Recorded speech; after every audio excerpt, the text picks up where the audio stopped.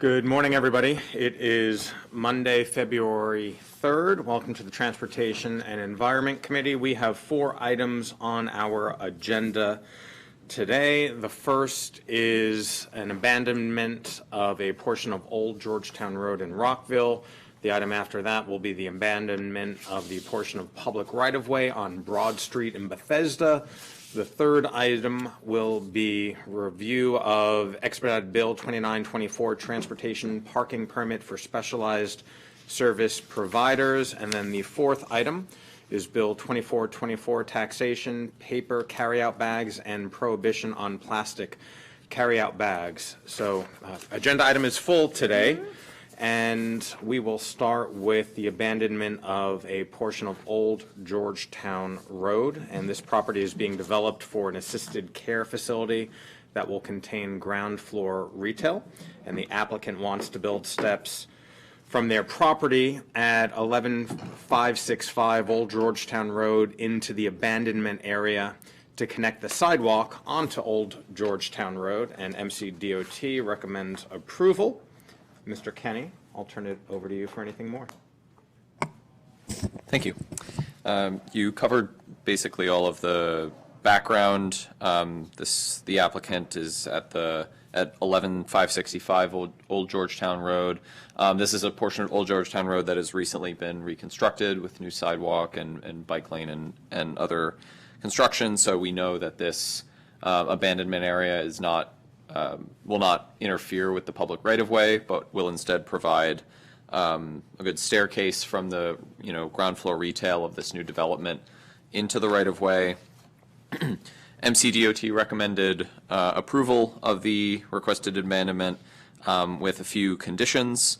The fact, one being the new stairway must be always open to the public, as well as storm drain easements and public utility easements, as are common in abandonments like this. The public hearing proceedings also uncovered an issue with the documentation of property ownership, which was previously state property but is now county property, and that fact was just not well documented in the original application by the in the original petition by the applicant. So the abandonment resolution we have up for consideration today provides for that legal resolution to that issue of ownership, although MCDOT is confident that all the documentation is there and will be sorted out just fine after this. Fantastic. Comments or questions, colleagues? No. No? Okay, not hearing anything, we will approve that abandonment without objection. Thank you. The second item is the abandonment of a portion of public right-of-way on Broad Street in Bethesda. And this is an abandonment petition for approximately 4,500 square feet located along the western property line of 6401 Broad Street in Bethesda. And the abandonment currently serves as a gravel driveway with retaining walls and green space adjacent to the applicant's property at 6401 Broad Street beyond the paved portion of Broad Street. And there are some issues regarding Pepco utility easements that we can talk about. Mr. Kenny? Yes. So the applicant was able to successfully that this area was no longer needed for present or anticipated future public use, which is the normal criteria for abandonment, which is why it is being recommended for approval. But there is a remaining issue with a Pepco utility pole and overhead wire that is in the abandonment area. For this reason, Pepco did not recommend approval of the abandonment, or if approved, recommends on the condition of a perpetual utility easement for essentially the entirety of the abandonment area to be able to access the property. Pepco and the applicant were not able to reach an agreement prior to the proceedings with MCDOT's public hearing. So the draft resolution being considered today recommends approval of the abandonment insofar as we are acknowledging that this is not needed for present or anticipated future public use, but requiring before the property is actually turned over to the petitioner for the issues with PEPCO to be worked out and for an agreement to be reached with PEPCO to be able to access the property for the public good. Great. So for this reason, council staff recommends approval. Very good. And MCDOT supports that as well, correct? Correct. Colleagues? No, we are all good with this, so without objection, we'll support that amendment. Okay, now on to the meat of the morning. We now have two bills that we'll consider, both introduced by Vice President Stewart. The first one is Bill 2924, an expedited bill, transportation parking permit for specialized service providers established. And the purpose of this bill is to create a discounted parking permit for child care providers and organizations that provide social services to the unhoused population in Silver Springs Central Business District. And I'll turn it over to the bill sponsor. Great. Thank you. So this came about, as many people know, in our downtown Silver Spring area because of the Purple Line construction and now the construction of the Metropolitan Branch Trail. There is a great deal of to put it frankly, chaos in our downtown Silver Spring area. And while we support moving forward with both of these projects, the impact on the local community, particularly some of our essential workers and volunteers in the downtown area, has been extreme over the last couple of years. We have heard over the past few years and had requests from providers who work out of Progress Place for assistance with parking. This became a real issue, especially this summer with the closure of the metro, and has only increased.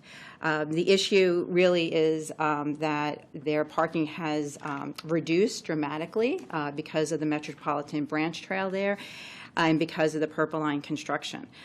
In addition to that, folks who work at Progress Place and volunteer there, get there very early in the morning to serve breakfast to our most needy, and sometimes they're there late at night.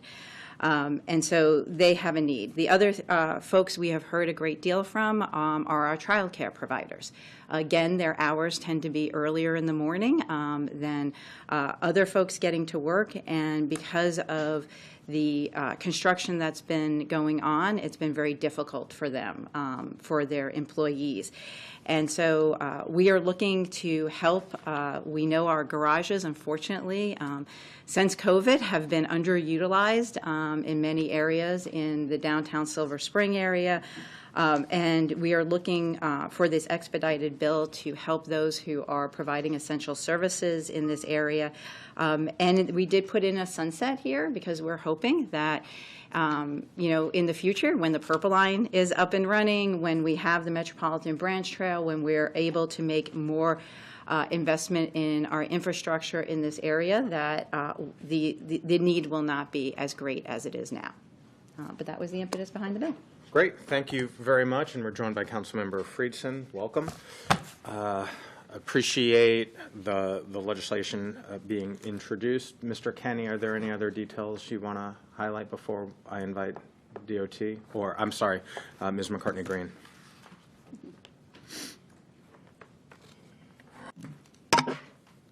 Good morning, Chair Glass, and good morning, council members. Just wanted to go ahead and let Please. DOT just explain before we go into the packet. I'm not sure if they had comments, or do you?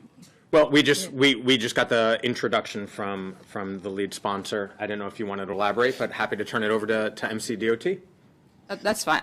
That's fine. Great, thank you. Director Conklin. Good morning, Chris Conklin, Director, Montgomery County Department of Transportation. There are a number of different perspectives I think the committee and council needs to consider when looking at this legislation. I'm going to try to represent some of those to you today, and we're not all of the same mind on all of those issues, even within DOT, but it's complex. So from the most basic element from the DOT's perspective, the parking resources are an enterprise fund, so they're self-supporting for the most part.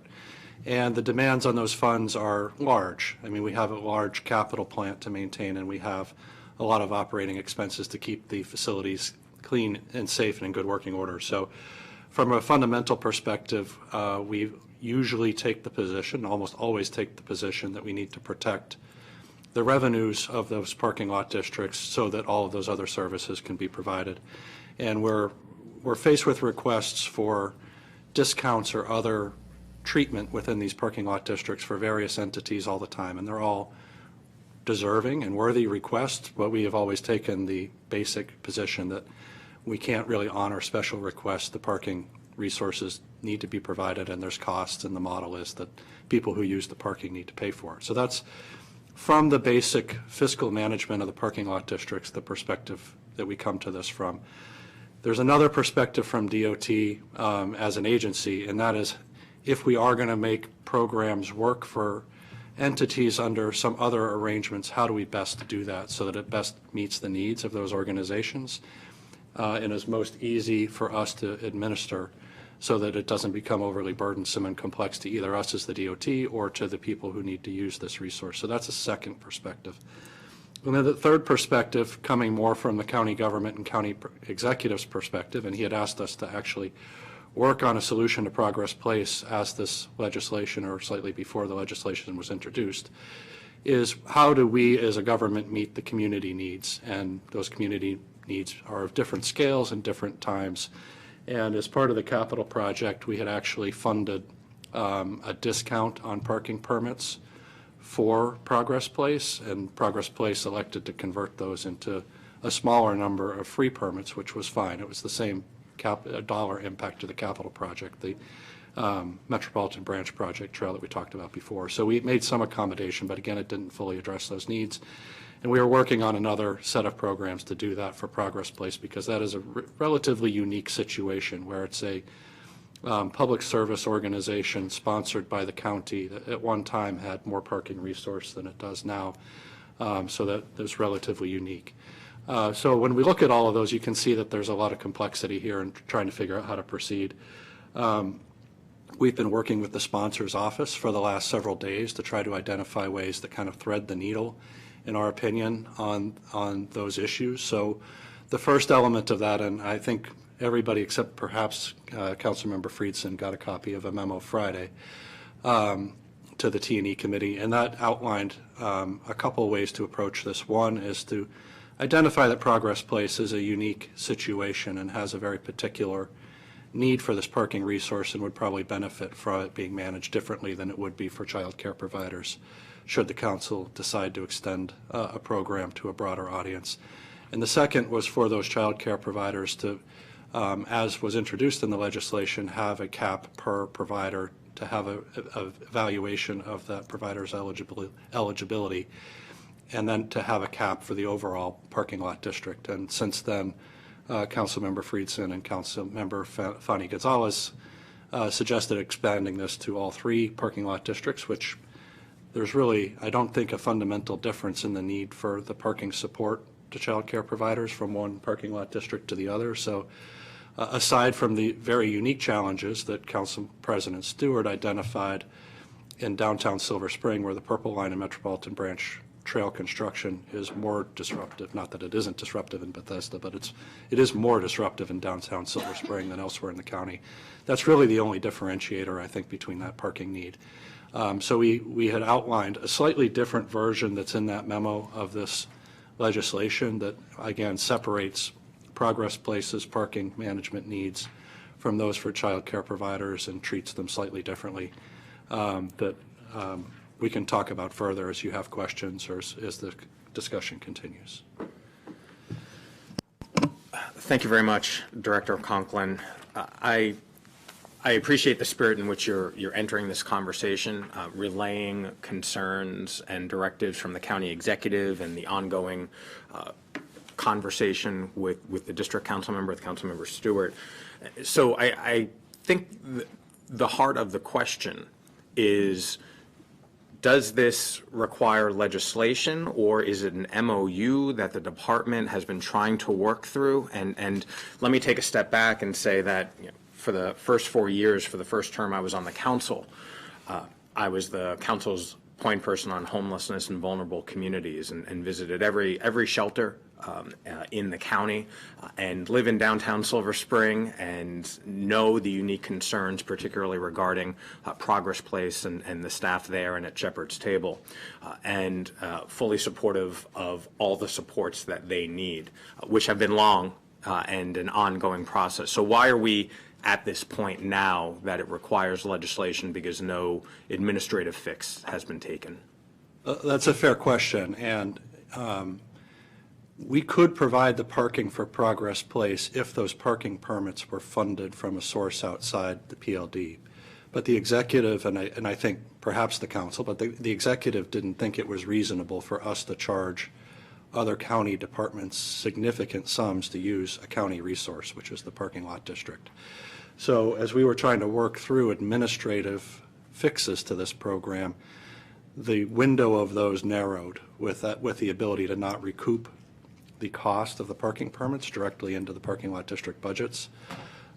We had suggested that perhaps the parking budget generally could pay for the permits, but again, the parking budget generally is also stressed and doesn't really have that capacity at this point. And we got to that point of discussion when the legislation was introduced, and frankly, we said, this is an issue that has the potential to expand in its scope significantly if we start to make administrative decisions to allow this parking activity to occur free or at lower cost, and then somebody else comes with another one, a festival, a farmer's market, another type of service provider, a local business that's struggling. There's all kinds of reasons why it expands quickly. It seemed better that we actually do introduce a defined program through legislation to address this than us coming up with an administrative solution. So appreciate that, yeah, and I'll turn it over in a second. So I appreciate that signaling that legislation to define this program would be useful and is being sought after. So that's a good first step. So legislative approach is the way that you're saying that we should go.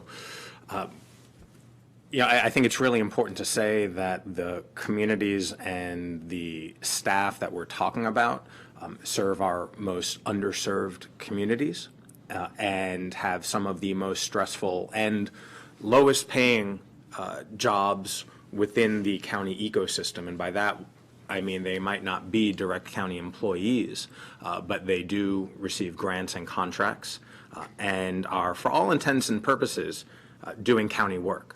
Just as contractors, as nonprofit agents. And so those challenges are real, compounded by the realities on the ground, particularly in downtown Silver Spring, which Council President has identified.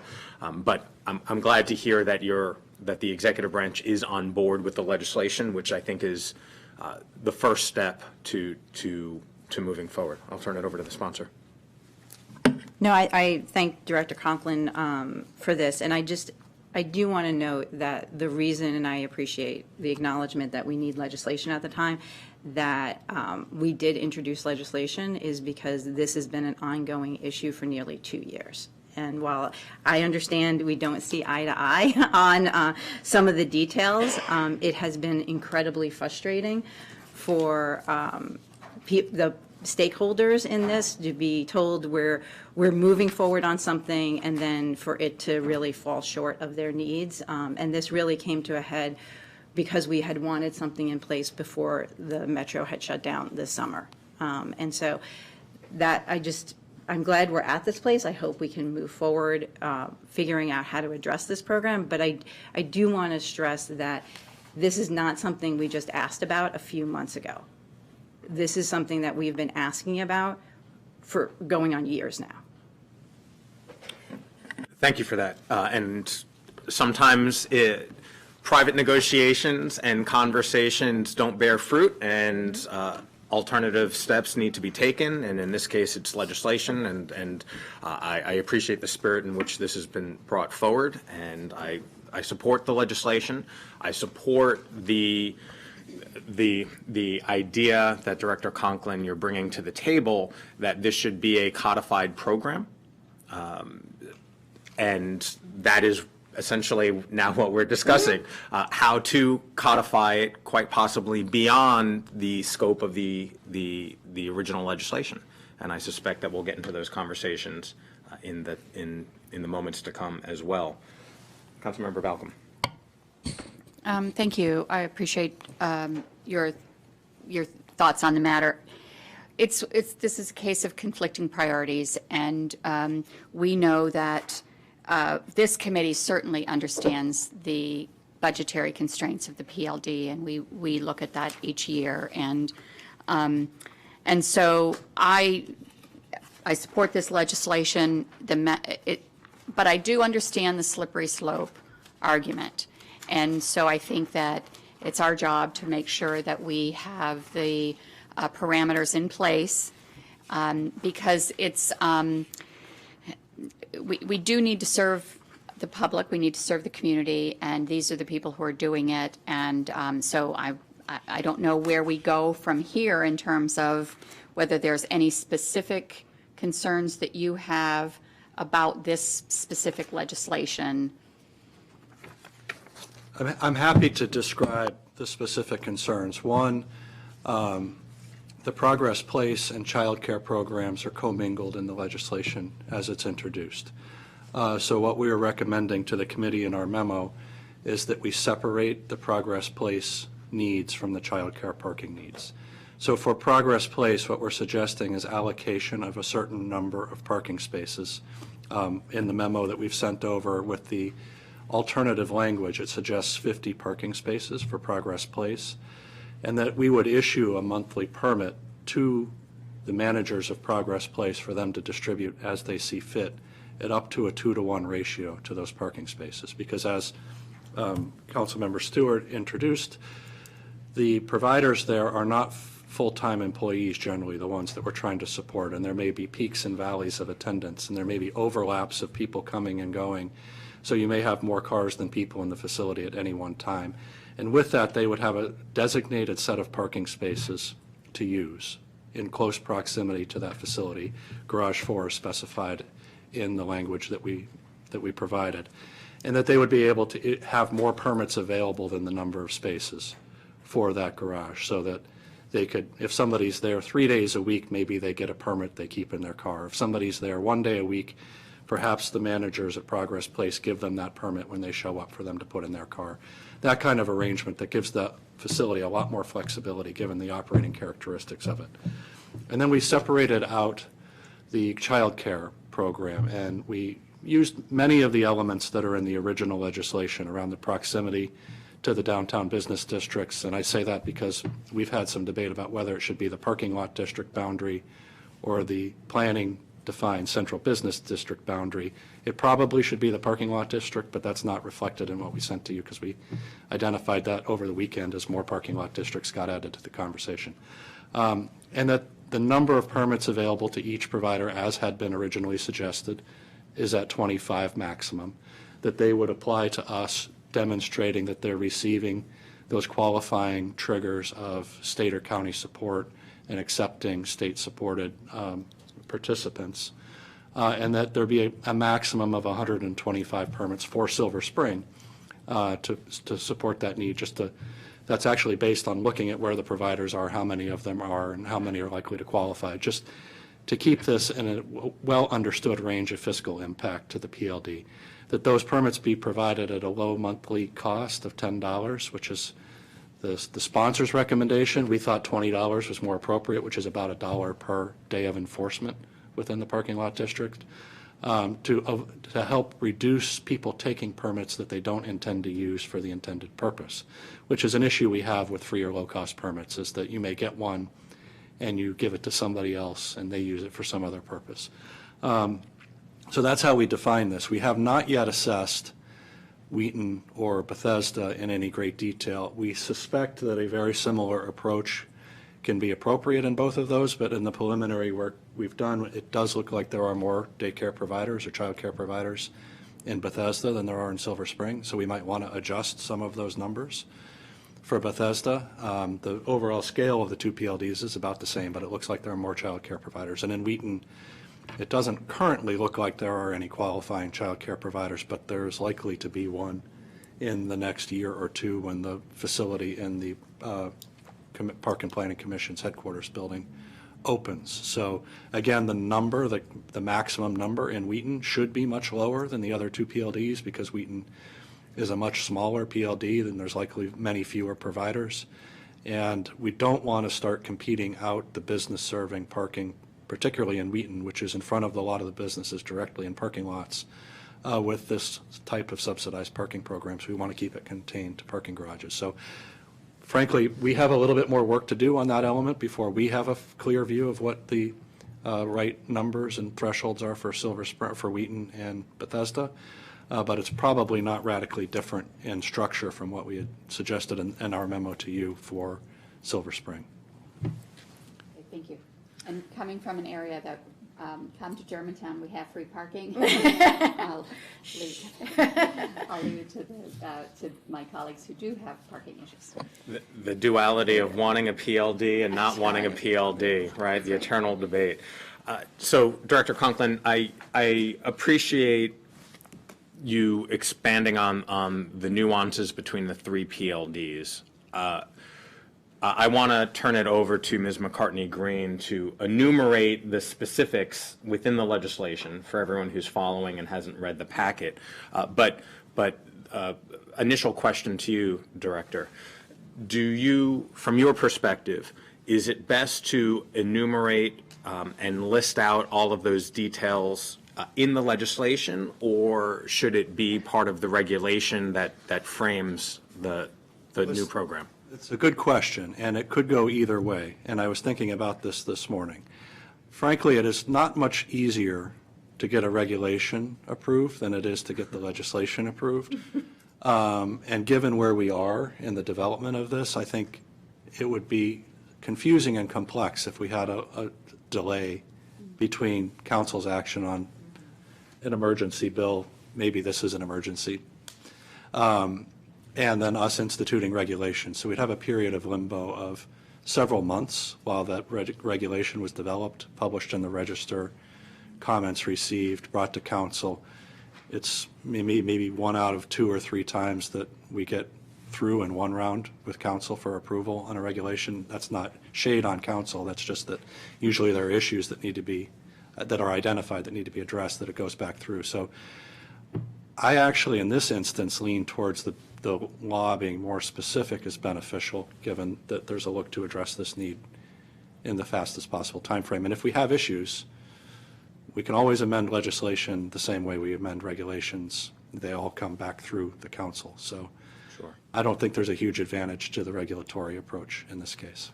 I have a thought on that, but let's turn it over to Ms. McCartney-Green to go through the specifics. Thank you. Just wanted to bring everyone back to just what we have before you. So we have our packet that's before, that's posted online, in addition to an addendum that has amendments referring to possibly Wheaton and Bethesda being included in this legislation. The memo that Director Conklin is referring for is not available, but will be posted after this work session so that it's available for those that are following online. Back to the legislation.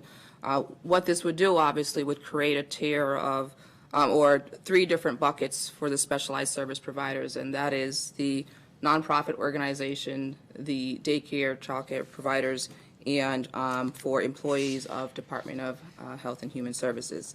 What Director Conklin has presented is an approach of narrowing the focus for specifically, instead of nonprofits within a certain parking lot district or central business district, specifically parking permits for Progress Place that's in Silver Spring. That's 1. And then 2, creating that bucket for qualified daycare or childcare providers. And so that is within a certain realm of the parking lot district. And just looking at the memo briefly and going through it, not too overly concerned, but there's some little language change we may have to massage and move through and see what that would look like. But some things that really come out, and I'll just mention it here, is that for the number of qualified childcare center permits, there's a wait list if it's more than a certain amount. And so the legislation doesn't talk about the wait list. Usually we would defer that to regulations because usually the department may have a little bit of eligibility or just some more nuances that I wouldn't include in legislation. So that's one thing that stood out to me. Right now, it says that the permit rate will be set initially at $10 per month, and so I'm not sure what initially means. Like, is this going to be an escalating amount? And that it may be amended by council resolution. In the bill that's introduced, it's just a set rate at the 5%, as opposed to could be amended. And so there's some nuances there. I'm sure there's a middle ground, but just wanted to highlight some of those differences. And I can speak to the rationale for both of those things, if that's helpful. Please. With the wait list, we wanted to be able to be transparent as to whether or not we were meeting the need for the parking in each PLD, so that if we had a wait list, that would be a signal that we would need to contemplate changing that overall cap, or is that a reasonable wait list to have? I don't know what the answer is because we don't know exactly how many applications there would be. On the initial rate plus the revision, we had anticipated that this rate would be identified in the parking rates resolution that's reviewed as part of the budget each year. So there's not an expectation that we would be ratcheting it up or changing it, but if in the overall financial analysis, the executive and council felt that this rate should be 15 or 20 instead of 10, based on the overall financial picture of the PLD, just like every other rate that's charged in the PLDs, this would be in that table and have the opportunity to be reviewed on an annual basis by the council. That's the specific reasons for those two issues that Ms. McCartney-Green identified. Just wanted to clarify on the resolution piece. The process is usually that the council would set the resolution, but that the executive is subject to the executive's approval, and just wanted to make sure that process is still The normal process we always use. We hadn't expected any difference from the way every other rate's set. So I want to pick up on that point and marry that with the thought that you shared earlier about this, the preference being legislative vehicle to codify it. Recognizing that it might change and adapt to be more inclusive or exclusive, whatever the situation might be as this progresses.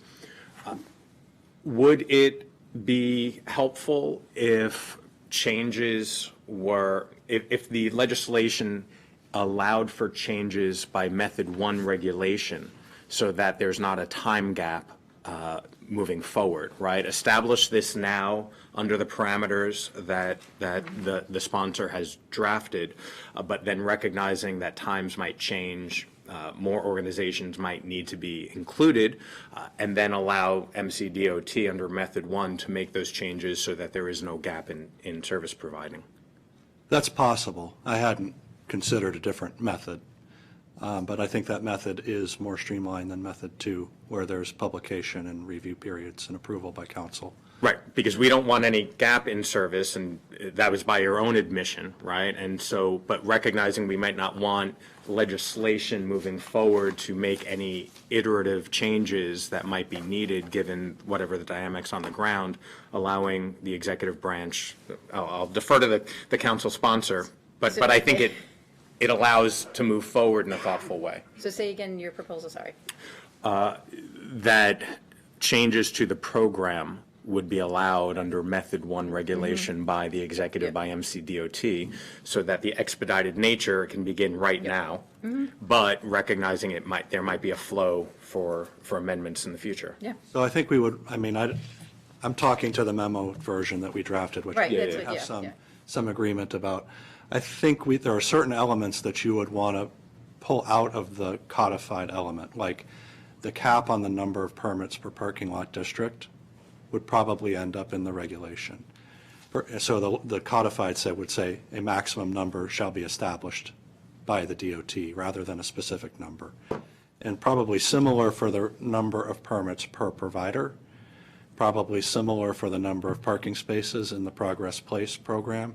I think you would want to have the initial rate set in the codified version, and then that defers to the council for changing the rate with the rate resolution as part of each budget rather than us doing that through the regulation. So there would be some changes to what we had proposed in the bill language itself if we were to then look to define certain pieces of this through regulation. But I don't think that's complicated, but it does take some of the specific decisions out I of think your it hands. streamlines it, right, because it recognizes the timeliness and the evolving nature of this, but defers to the department to make those updates, and in some cases with the council approval clearly. But it does not require legislation on an ongoing basis to change the number of permits established or others. I know Councilmember Friedson hasn't had the opportunity to talk about We'll get to him in a second, right. It would give us the ability to get much closer on the legislation language without going through the nuances of what the particular caps should be in each PLD as part of the committee discussion. And I just want to make sure, in understanding if we go down here, that we can move forward with issuing the permits. What is the timeline for method one? Is it, I don't know, is it immediate? Wait, that's the only thing I'm not sure. I'm not Yeah, sure so if it's a I timeline. appreciate what you said before, Director Conklin, and the urgency of this. Yeah. And so, I think that particularly for Progress Place, we needed this 18 months ago, to be frank. And so even holding this up another 30, 60 days, 90 days, each day we hold this up, what I'm hearing from folks at Progress Place is that they are losing volunteers and it is harder and harder on their staff. We have a 70% increase in homelessness. And the situation at Progress Place is really, is at a crisis right now. And they cannot lose another volunteer or staff person. So the daycares, I think, have a similar urgent need, but in a slightly different place. I would really like to see this done as quickly as possible. So let me restate what my proposal Yeah. was, because I think it's getting lost in the conversation. It is to move forward in an expedited manner as defined by the council sponsor, but include that any additional changes for future consideration, expansion, contraction, change, numbers of permits, whatever it might be allowed through method one regulation. So that way, everything moves forward right now on a very speedy basis, but we don't have to come back and delay anything through the legislative process. Just to clarify, I want to clarify our methods here. Yeah. We have three methods, 1, 2, and 3. Method 1 requires council approval. Method 2 requires council approval within 60 days, or it automatically goes into effect. Method 3 does not require council approval at all. Just for historical knowledge, there was a process where it was method 3, where just the executive would set the rates without council approval. We've had some change in legislation where now it's done by resolution, and that goes through that budget process. So just a little bit of background on that, just to make sure that. And the other thing, we can't change any provision of the law through regulation. Right. So Correct. what's in the law stands, but you have if we put in there that the rate is set by resolution, that keeps that authority with the council. Well, and actually, so let me, I was thinking 1 was 3, quite frankly, because by default, for most of the last number of years, we've been defaulting to 2, right? So we hardly use 1 or 3. I was actually thinking of 3, which that way puts it in MCDOT and is able to be done in the most expeditious manner possible, given situations on the ground. But the point that I'm just raising is that providing some regulatory method for MCDOT to make the changes without going through a legislative process. So, Continue to follow this thread. If the way the Progress Place program is defined, I believe we could move forward upon passage for Progress Place, because there's not as many variables in the way we've described the Progress Place program. It's a number of parking spaces allocated and a number of permits to be distributed associated with those. I think we could do that independent of having the regulation formally adopted if the program is established in the law. And the regulatory component probably would refer more to the application and distribution to child care providers generally anyway. I'm guessing. This is a new idea, so. right, I think it's a new idea, so I actually would lean towards, if I'm understanding the method right, a method 2 rather than a method 3, so there could be council input if we felt necessary, or we could just let it move forward. I guess, The challenge is there's a publication requirement Right. for the register, for two. and then a response package based on comments received, then it comes to you, and then that you either approve it or that time clock is in place. So that's And for method 3, we don't probably have the 90 same. days. I've never used method 3. Do we still publish it? I assume we still publish it in the register. You still publish it, but once that 30-day expires, it's effective, so that doesn't need council. So if I could, so I understand, the reality here is we're establishing the baseline. If it is to evolve and change over time, we want to make sure that it's done in as quickly a way as possible. For me, method 3 allows MCDOT to make any changes in the future possible. And if there is a disagreement, right, this is Rockville, if there is a disagreement, a legislative fix could quickly correct that. But it does give them the flexibility and the speed to make this program as inclusive as possible. And that's the theme that we're hearing, right? We've been waiting for far too long. We want to get this done as quickly as possible. It's an expedited bill, and recognizing that it will continue to evolve, a method 3 regulation provides the greatest flexibility. So I appreciate that. Sorry, Councilman. Councilmember Balcombe, yeah. Let me jump in. So just, do you have the authority to implement this program without the legislation?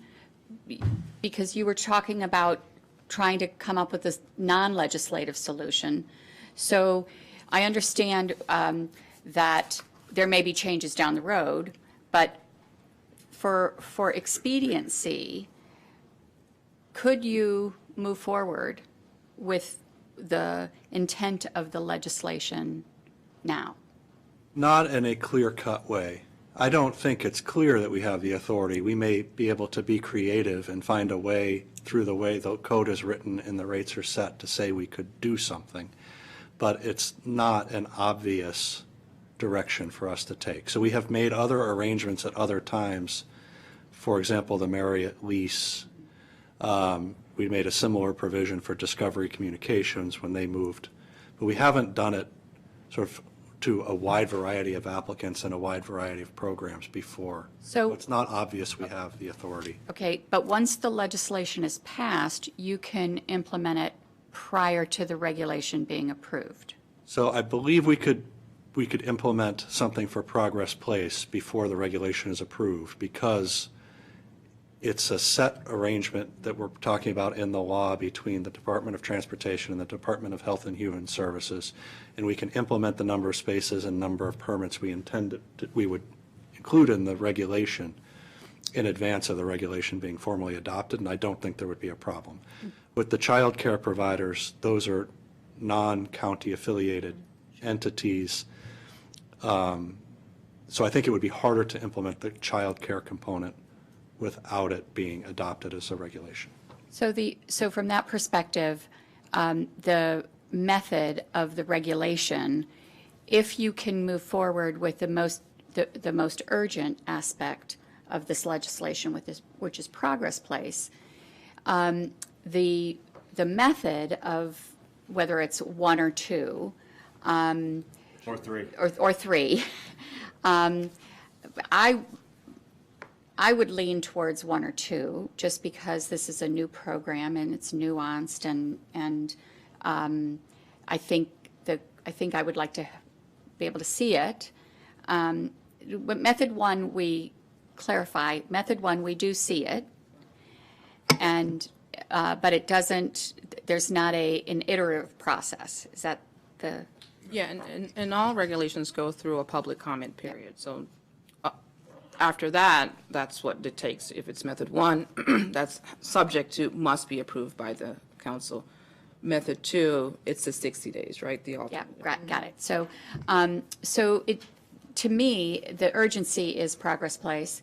So method 2 would suffice to, at least we would be able to look at it, and if there was concern, then we could interject at that point. Yes, I'm good with that as well. I think it's new, and the idea that we've had disagreements. And as Director Conklin, you've identified, this is complex and there are different priorities. And when there's a situation like that and there are different competing priorities, I think as a legislative body, that is our responsibility to weigh those things. And so I think moving forward as fast as we can with progress plays and then doing the child care facilities by method 2 regulations makes sense.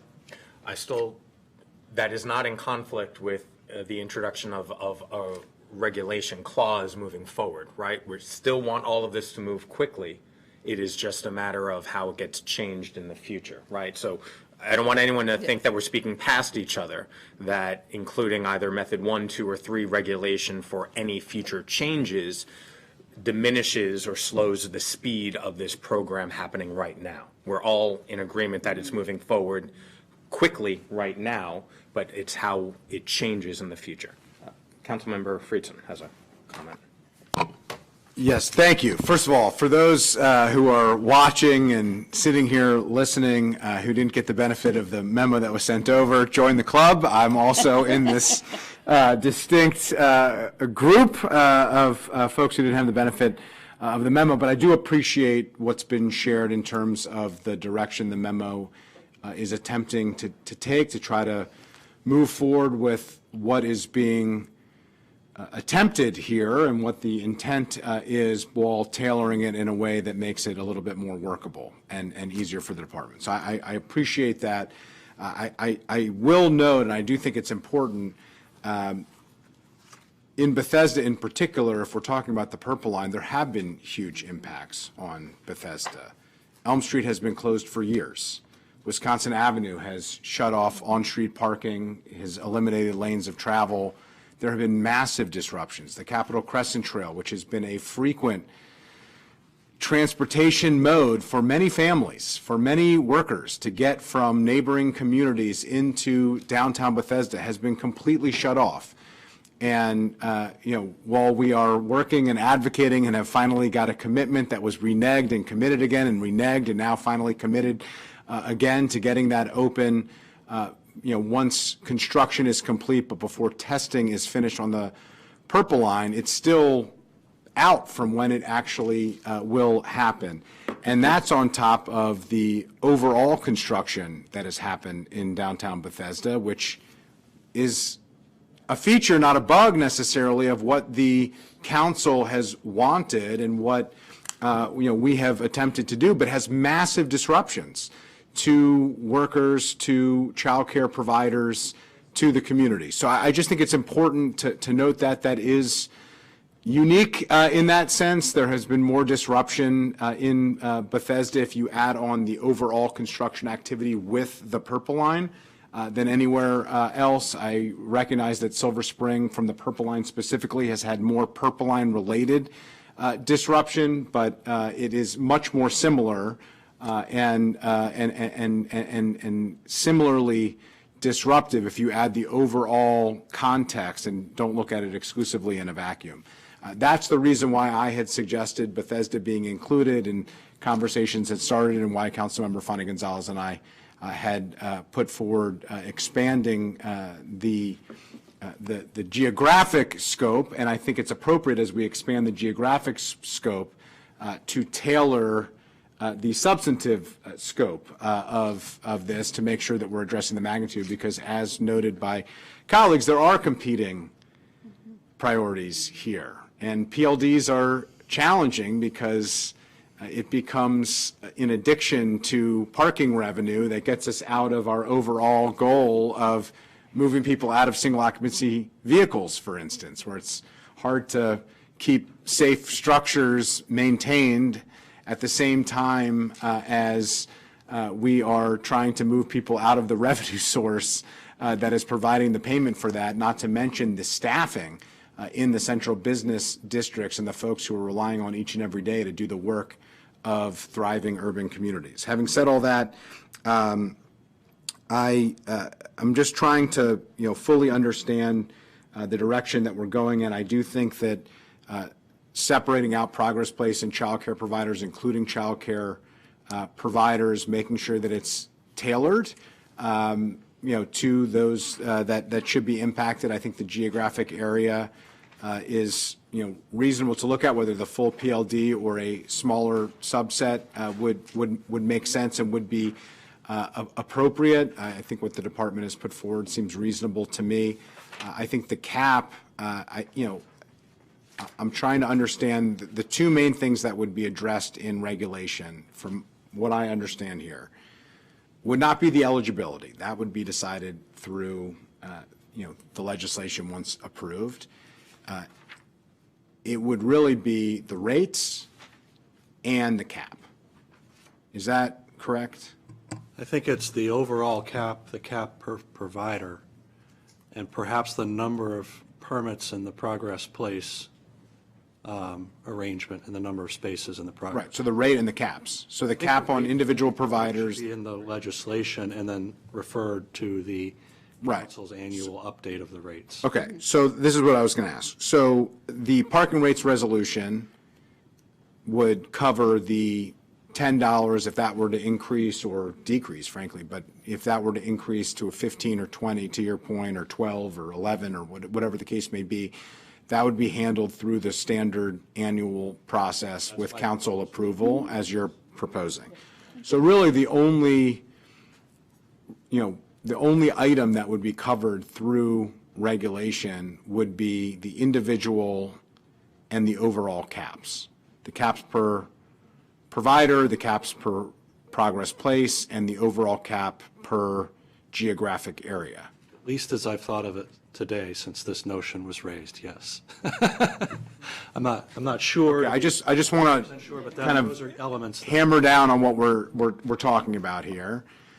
Okay, and then I want to make sure I understand the proposal from the chair, which I appreciate, trying to balance the urgency of moving forward with the thoughtfulness of making reasonable adjustments based on facts on the ground and based on implementation, which I think is a very reasonable approach. Exactly how we do that and which method and how those method regulations work, I think is a reasonable point.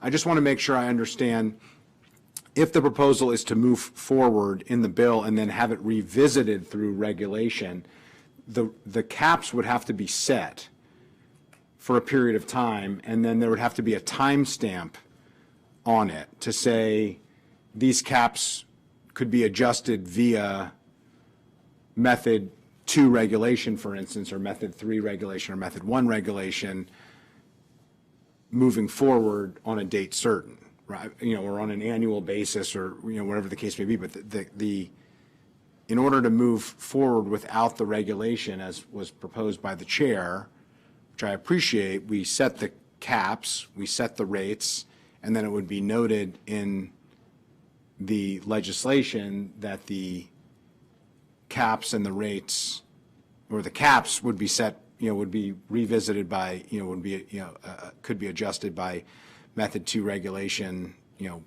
and then the parking rates would be set by the parking rates resolution.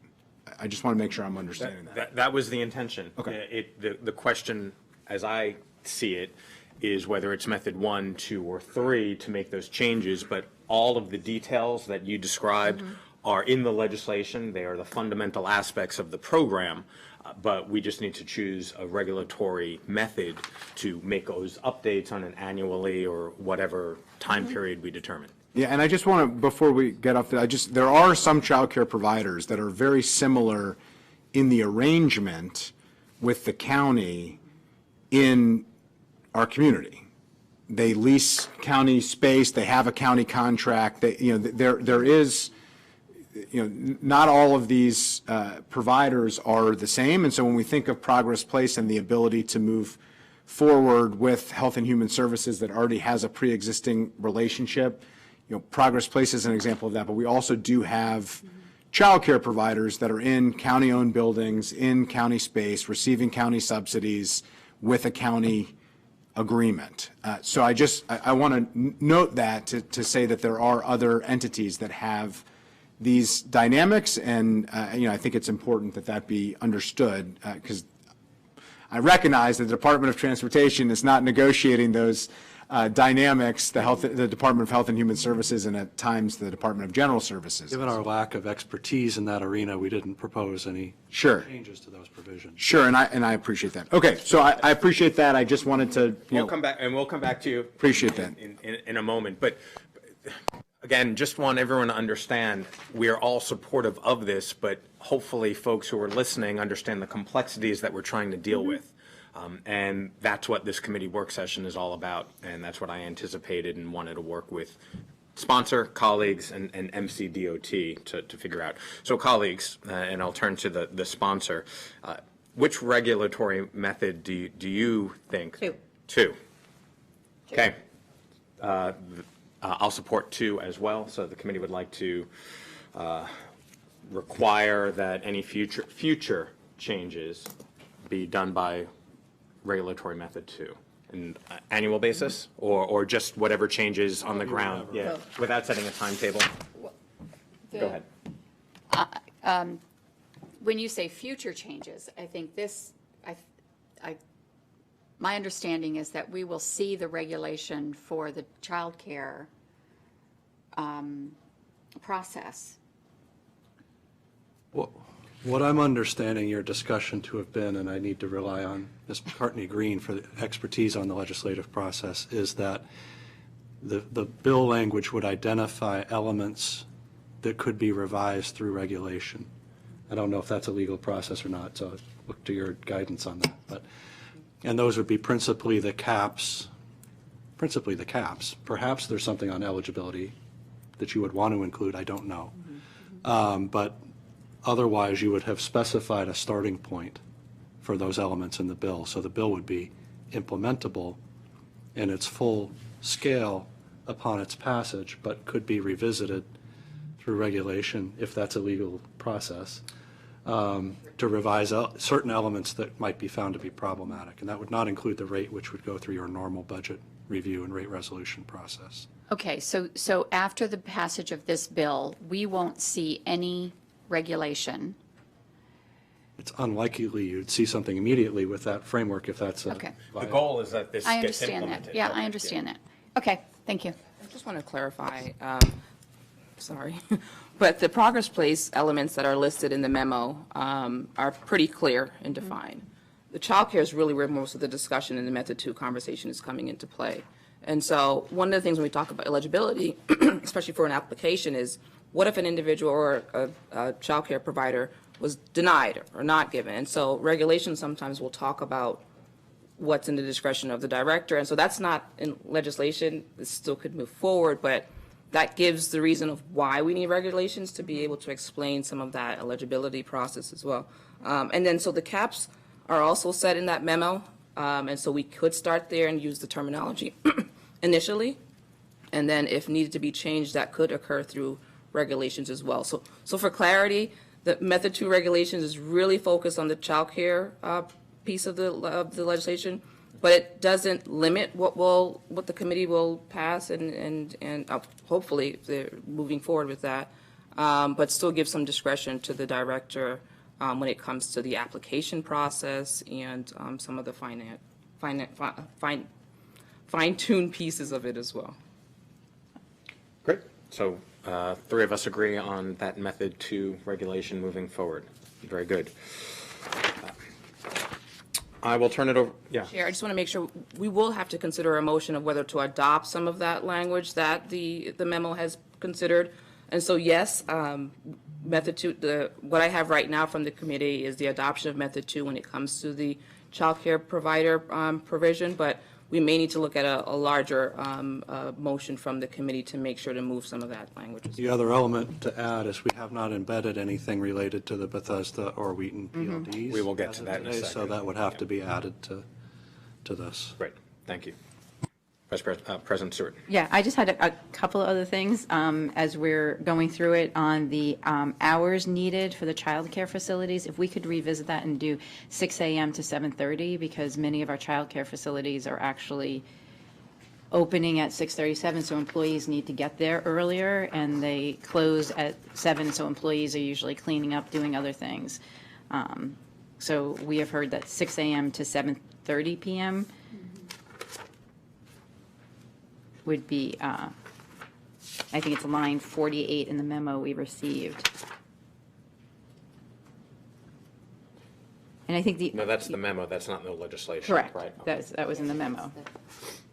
And then the only other thing, and we've discussed this, and it's not necessarily reflective in the legislation, but just want to reiterate, Director Conklin, that if we're going to doing this monthly, which is different than what was in my original legislative proposal, is that the department will ensure that these are delivered in time.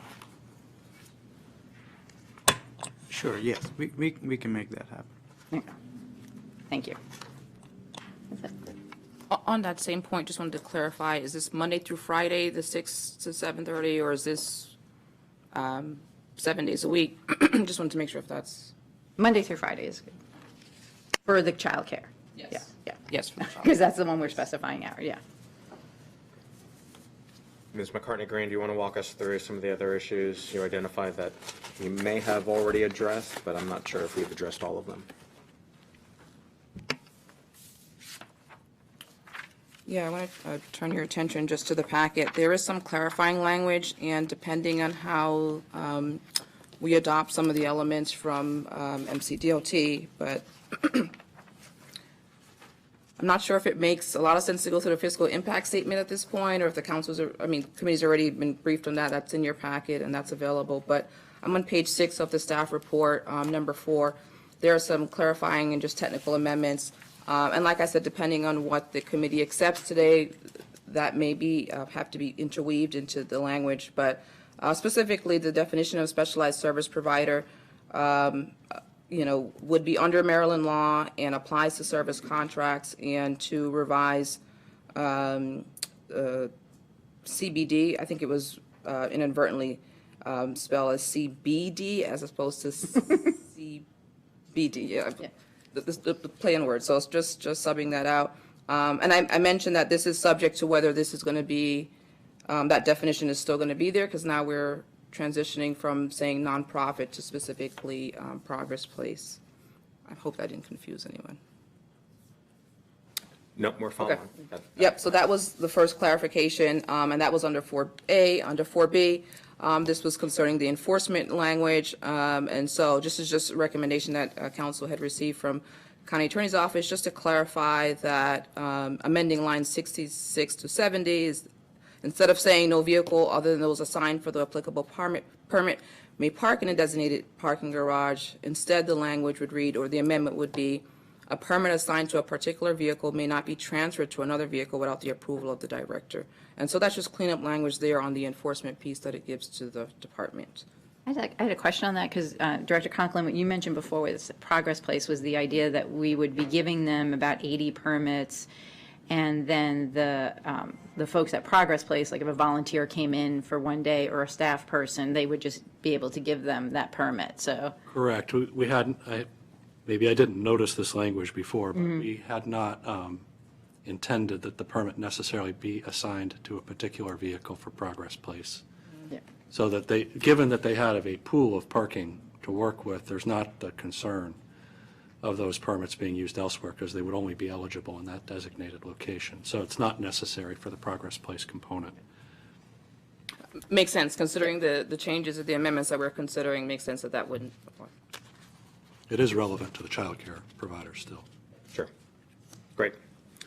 Thank you for that clarification. And now I'll turn it over to the District 1 council member, who I know has an amendment he'd like to introduce. Thank you, Mr. Chair. Thank you for the indulgence from committee members to allow me to join. We had put forward, along with Councilmember Fonte Gonzalez, an amendment to expand to the other 2 central business districts. I talked earlier about the needs specifically in Bethesda. There are 3 central business districts, including Bethesda, Wheaton, and Silver Spring, and so we, proposed that amendment. It was included as an addendum. I won't read through it. I think we have talked fairly exhaustively on that, and my suggestion on it, should the committee be in agreement of narrowing the scope as discussed, but expanding to the other two central business districts, that the, similarly to the aforementioned memo that I didn't receive, that the department was able, it seems, to fairly straightforwardly with, a modest amount of time, come up with the individual and collective caps that the committee could approve this direction, but that ultimately those exact numbers of the caps the department could propose and move forward to the full council, I think would be a reasonable way to approach it, should there be support at the committee. So appreciate the indulgence and would respectfully request support for it. Turn it over to the sponsor. Absolutely. Thank you.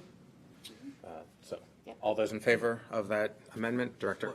Councilmember Friedson's comments brought one thought to my mind, which is we probably want to include the garages in which the child care permits are eligible as one of the elements reviewable through the regulation. Yeah, we may want to pull that out or just have that in a definition. I've thought about that. I've circled it here. Right now, the memo identifies specific garage numbers, 4 or 5, and so we want to be careful that if we're going to expand it to those things, that we probably don't be as definitive, and things will change, and agree with that. Maybe that would be regulations, or we can find a better definition to make it more inclusive. Fantastic. So without objection, that's great. Ms. McCartney-Green? I think we still need, for the record, just an overall a motion from the committee to adopt or consider some of the amendments that were recommended by the department, and just to make sure that's there so that I can merge the language and include. Do you want to read that, or? Well, I think clearly we're going to need to work on getting our recommendations embedded into the bill format. That's right. So there's two things, just as a large overall approach to it, is that the committee may consider a motion to adopt the proposals presented by the department that would include a specification parking permits for Progress Place in Silver Spring, and to also adopt a eligibility process for qualified child care providers in Bethesda, Wheaton, and Silver Spring boundary area. That's the largest way that I can put that there, and Bringing together all the different conversations conversations that we've had. Friendly amendment? Friendly amendment, yep. Friendly to all three of us. Very good. So we'll We'll work with incorporate council that. staff to incorporate our suggestion. And for the public, just to know that after this session has finished recording, that memo will be available for people to look at it as, For everyone. including Councilmember Friesen. Excellent. Yeah. Very good. One additional thing I want to bring up for consideration for colleagues, now that we have expanded the scope to include the 3 central business districts of Silver Spring and Bethesda and Wheaton, the scope is beyond the Purple Line construction. It is now an issue of equity and fairness, particularly for workforce that needs our support and help. And I would like to motion that we eliminate the sunset clause, given also that this is now up for Method 2 regulation, so that this can be reviewed on a regular basis. But one of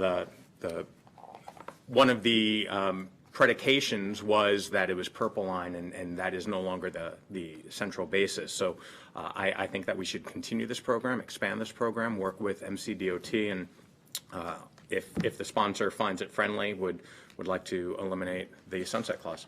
Sure.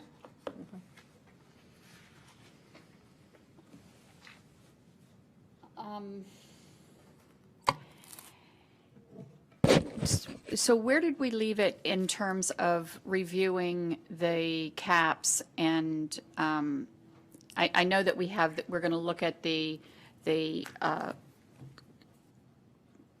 cost, the permit amount in our normal course of the budget. But because this is a new program, I think that we should look at it. The sunset clause allows that deep understanding of looking at this program, and if it's not what we intended it to be, it gives an opportunity to look at that. So I would be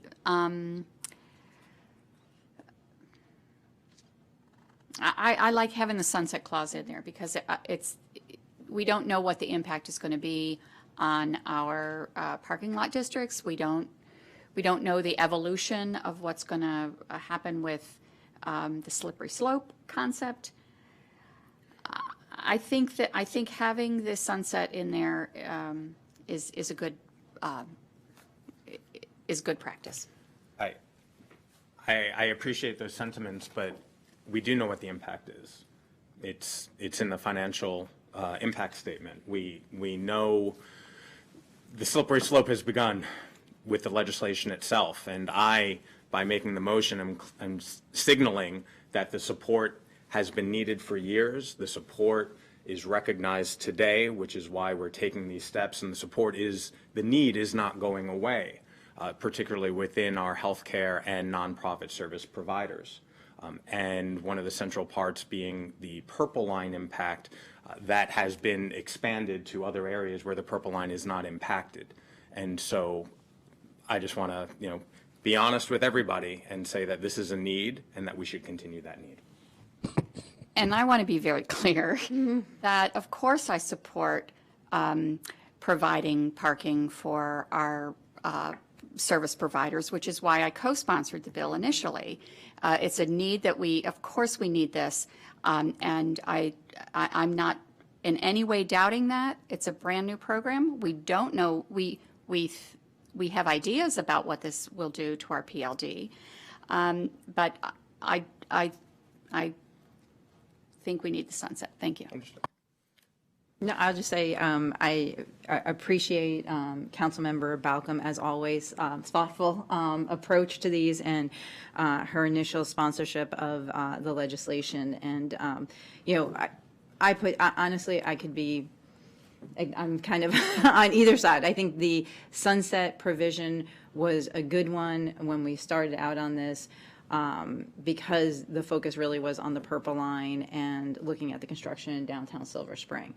When we did get the not only the fiscal impact statement, but the economic statement impact on this, and seeing the need within our childcare facilities. So I think an argument could be made on both sides, and I'm happy for that to go to full council. Okay, so do you want to defer to full council? Sure.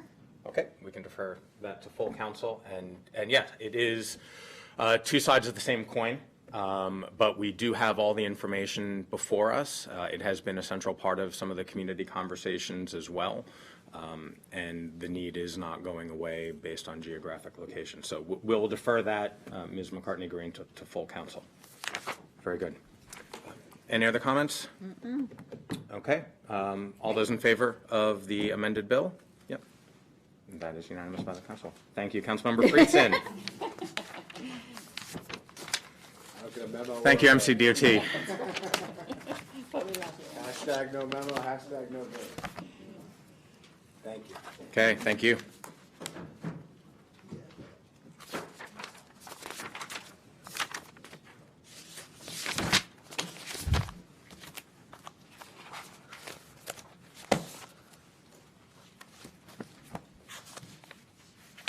Okay.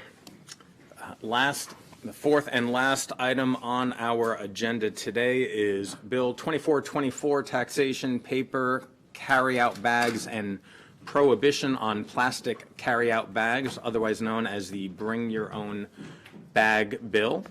That would increase the bag fee for paper bags from 5 to 10 cents, with 5 cents allocated to the retailers and 5 cents allocated to the Water Quality Protection Charge Fund.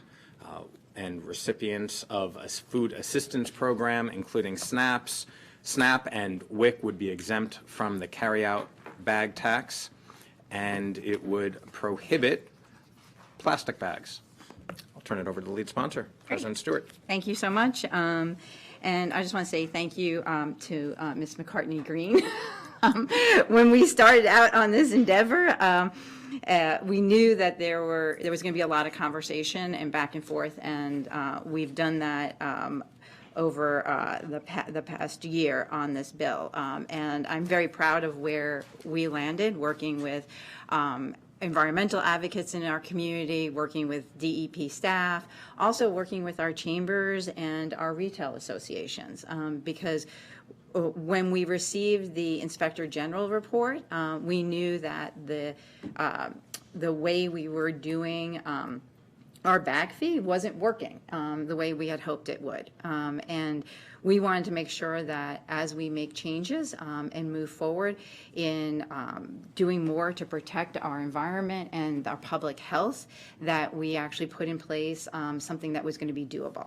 And by doable, we also wanted to make sure that, particularly for many of our retailers and our businesses that work across the region in different places, that because many other jurisdictions have put in similar legislation, that we were using similar definitions, and that we had similar fees and other requirements, so that it didn't get confusing or overly burdensome for them to work in our region. So I'm really glad where we ended up here, and I know we have a couple of amendments, because as we discuss this more with people, you know, it just shows you how ubiquitous plastic is in our community, and we wanted to be really clear of our goals here, and make sure this legislation was easy for members of the public and our businesses to look at. I do also want to note, because there's been some questions on this, and maybe folks from DEP, when we get to it, can answer it more directly, is how our fee structure works, which is a little bit different than in other jurisdictions, because a portion of our fee does go to the Water Protection Fund.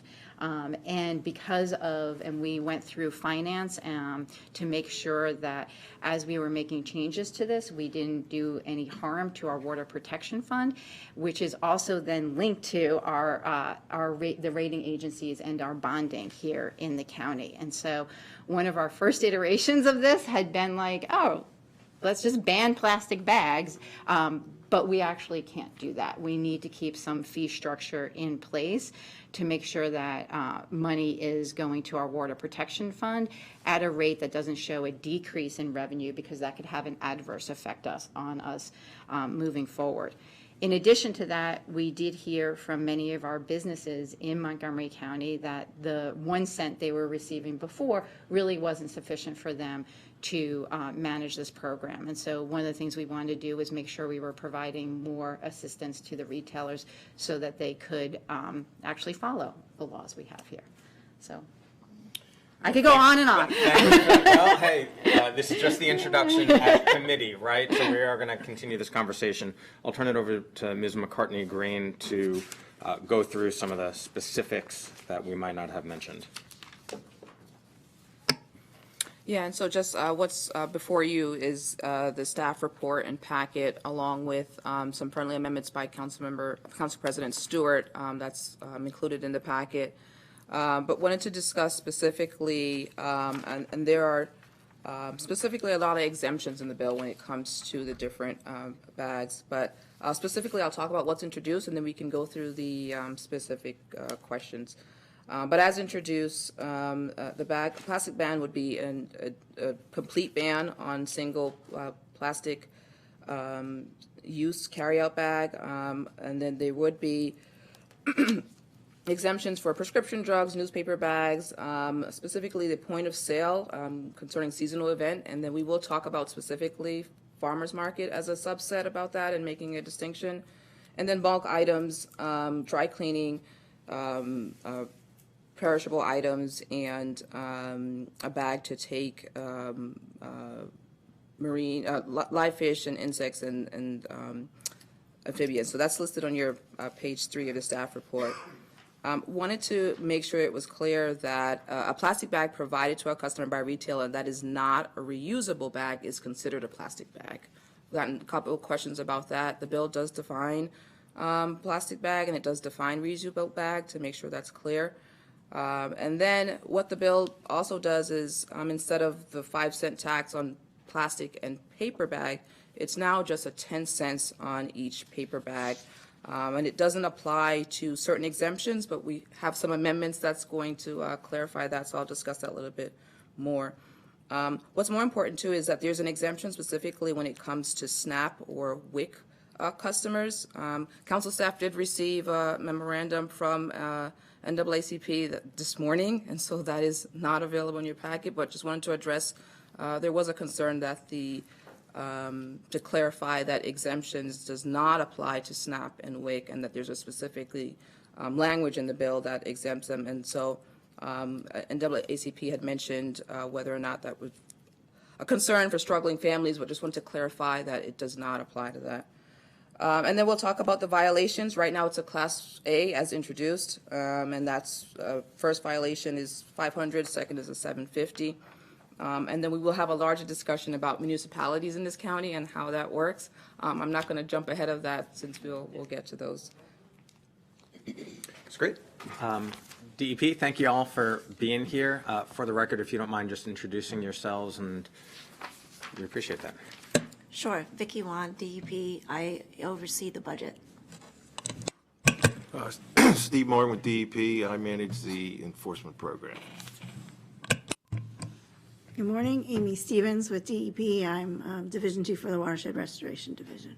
Fantastic. Thank you all for being here.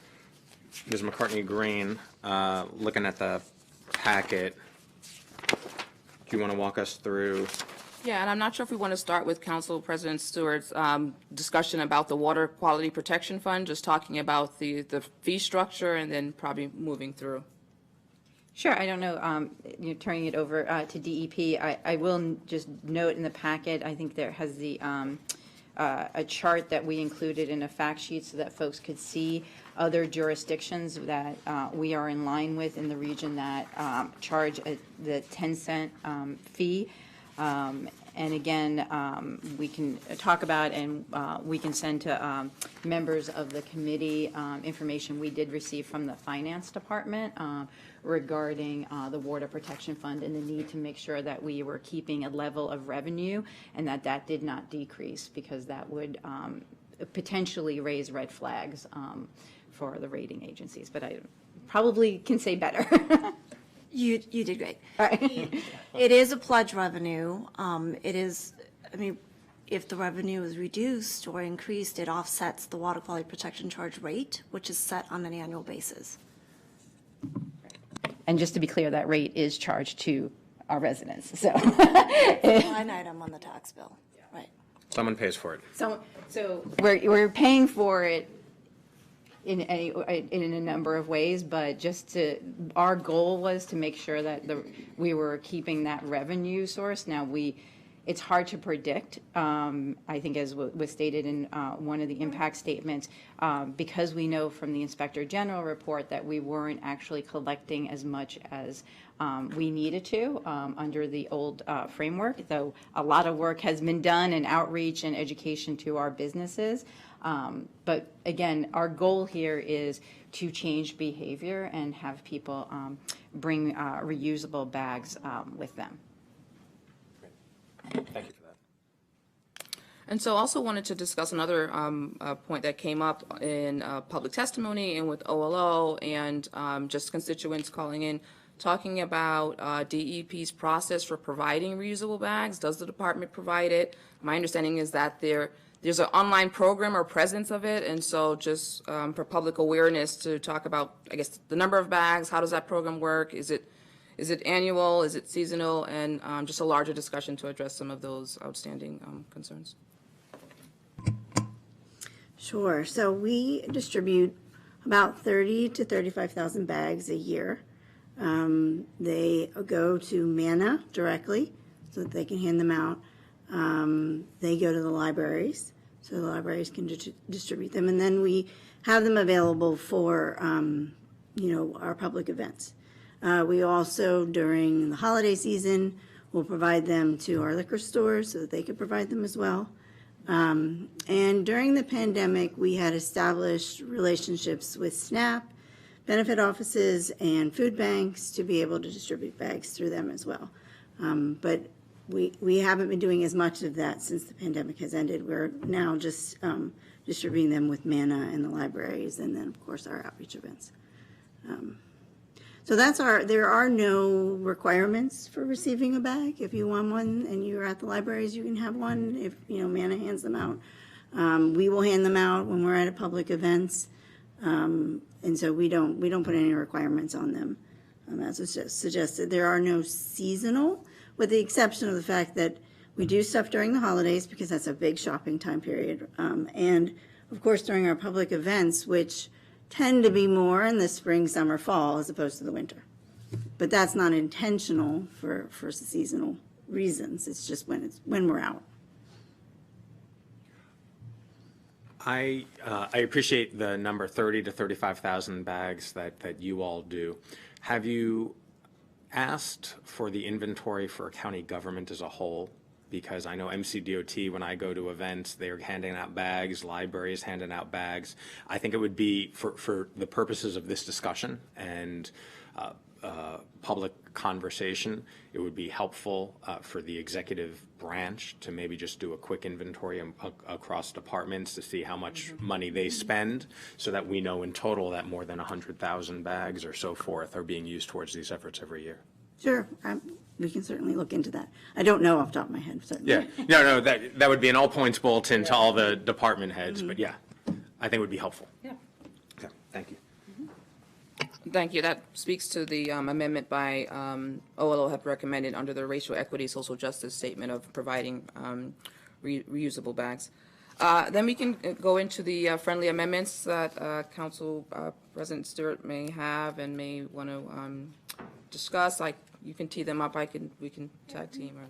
I'll let you walk through them. I will just say, these are things that, again, as we were talking to residents and our businesses about it, I think these are just clarifying points to make sure that everyone understands, again, what the intent is going to be of the bill and how we want to move forward with it. So, Ms. McCartney-Green, if you want to walk us through them. Sure. And so we're on page 6 of the staff report, discussion item number 2. And so the first amendment was to clarify exemptions of plastic and paper carryout bags. And so as introduced, the bill had certain enumerated exemptions under plastic, but not necessarily the same under paper.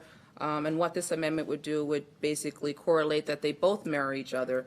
The same exemptions provided under plastic carryout bag would be the same exemptions under paper carryout bags. To be very clear, some of the exemptions refer to the dry clean clothes or garments, plastic bag sleeves specifically for perishable items, and a bag used for items for the purpose of charitable food distribution. And so that now aligns both of those sections under Chapter 4866.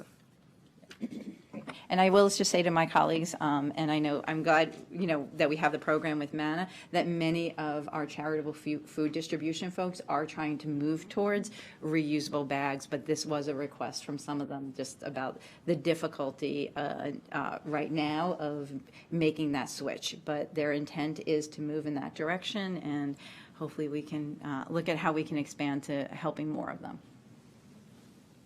So that amendment is on circle page 39. I can continue as a block, Chair, or I'm not sure if we wanted to do them individually. We can do it in block. They're friendly Okay. amendments, and I suspect it's a friendly audience, so yeah.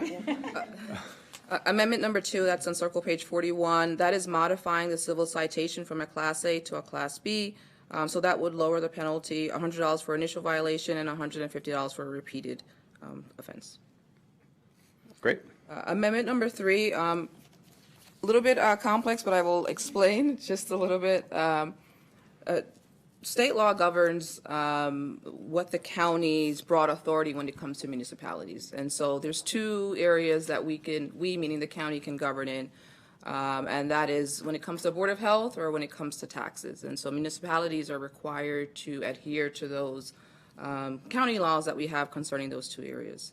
However, when it comes to a municipality and their individual authority, they don't have to adopt or comply with every county law unless they adopt into that. And so that is their general broad authority that they have under the state legislature.